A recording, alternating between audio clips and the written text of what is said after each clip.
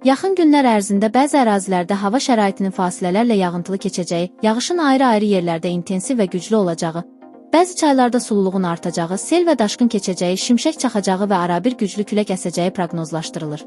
Milli Hidrometeorologiya Xidmətindən verilən xəbərə görə, qeyd olunanları nəzərə alaraq Fövqəladə Hallar Nazirliyi müvafiq təhlükəsizlik qaydalarını bir daha xatırladır.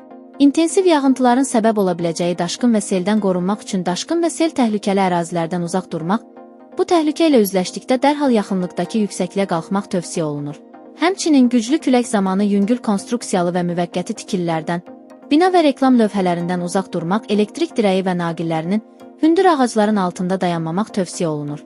Bundan əlavə, güclü küləyin baş verən yanğınların söndürülməsi ilə əlaqədar yaratdığı çətinlikləri nəzərə alaraq, küləkli hava şəraitində yanğın təhlükəsizliyi qaydalarına xüsusilə ciddi riayət edilməlidir.